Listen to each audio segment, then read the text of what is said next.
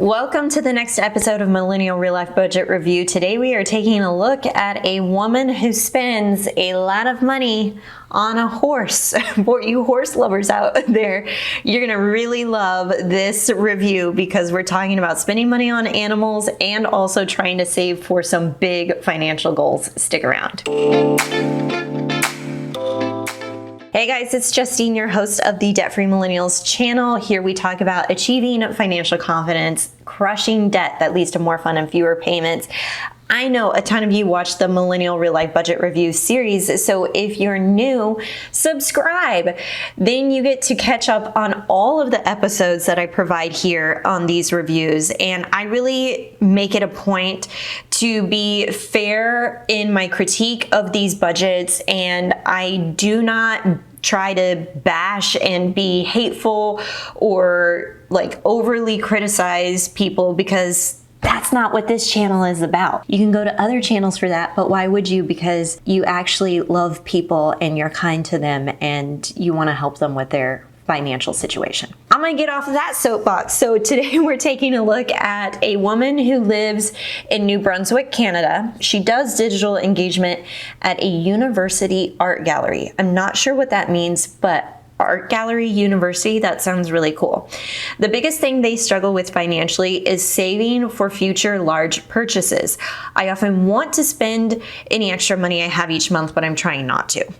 I asked, what are your top 2 to 3 goals you want to accomplish? She said, my top goal is to remain debt-free. Other than my mortgage, I paid off a car loan and all my student loans in 2022. Yay. I would like to buy a new to me, aka used car, within the next 2 years of about $15,000. Then she wants to save a separate emergency fund for vet bills, a goal of $2,000 for my cats and horse. And then I plan to max out my TSFA contributions each year to $7,000 a year. I think she meant TFSA, the tax-free savings account that is for Canadians. So she wants to max that out to $7,000. She's got $10,000 in an emergency fund.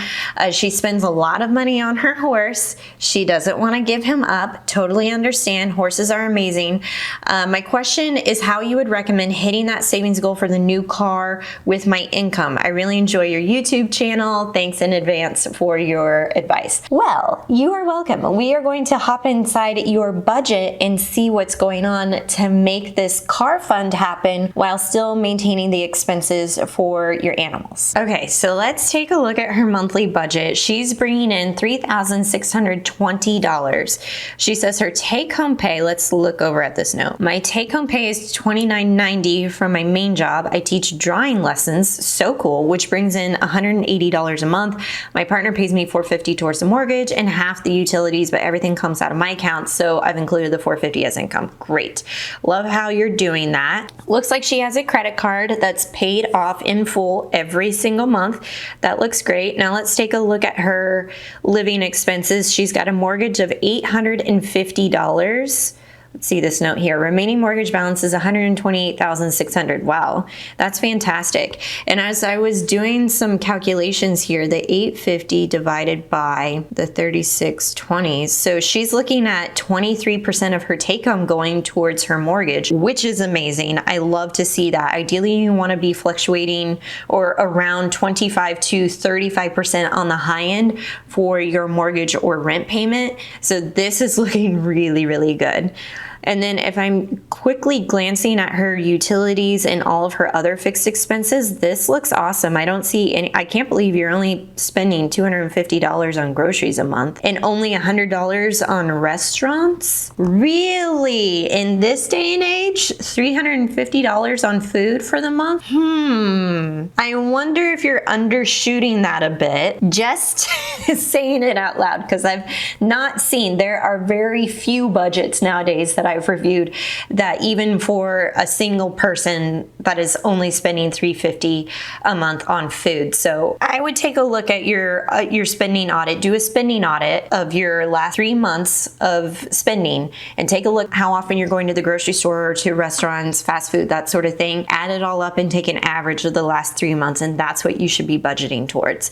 There's actually not a lot of stuff in the fun discretionary spending at all. 100 for shopping and 100 towards restaurants. No subscriptions? No subscriptions? I find that hard to believe too. Unless somebody else, maybe if your fiance is still on his own budget and he has a Netflix account or something like that and you're hopping onto that, let me know, because that seems highly unusual as well.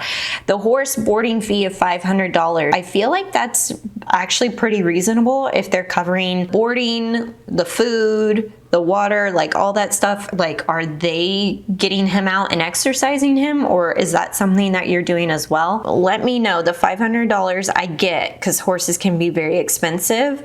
One of my childhood best friend has horses. She's had horses since we were little, and so I kind of got a bird's eye view of what it took to really like maintain a horse. It's crazy, but I love it. Okay, so the emergency fund she's not contributing to right now. And let's take a look, because her fixed expenses are adding up to $2,000. So she has roughly 5 months worth of basic living expenses set aside in her emergency fund. This is so great. I would just encourage you to take a look at where you're keeping this emergency fund. Ideally in a high yield savings account that's earning you a ton of interest would be the best place to keep this.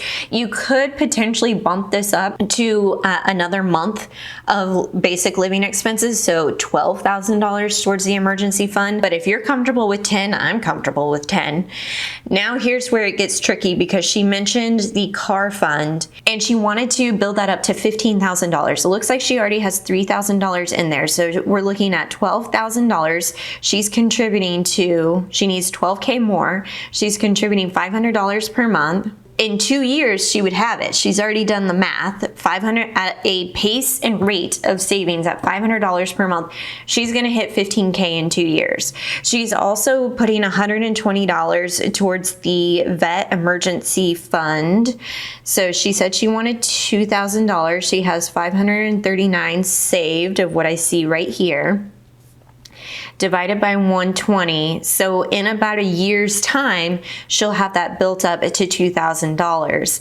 So the only thing that you're kind of banking on is that your cats and your horse are not going to experience any major emergency, medical emergency in the next year.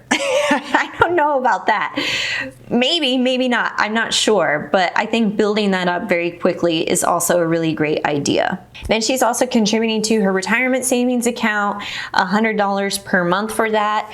I mean, you could have some flexibility of temporarily pausing that to put more towards your new car fund, but actually you have some money left over here. So you've got about $100 from your planned budget anyways to put towards the new car fund. So if you did that and you were doing a savings rate of $600 per month, then you meet your goal in 20 months instead of 24. So just under 2 years.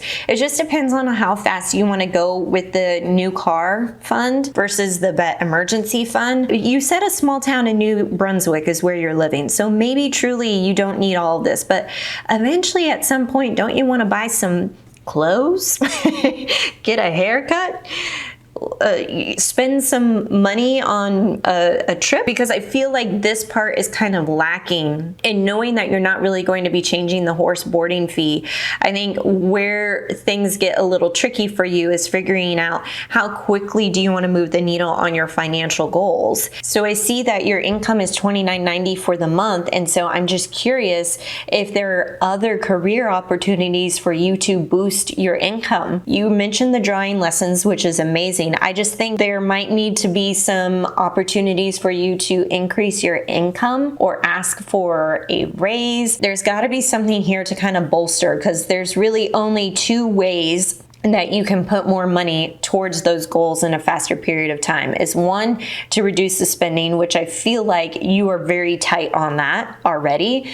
There's actually not a lot of room for fun money because the horse boarding fee is taking up a bulk of that.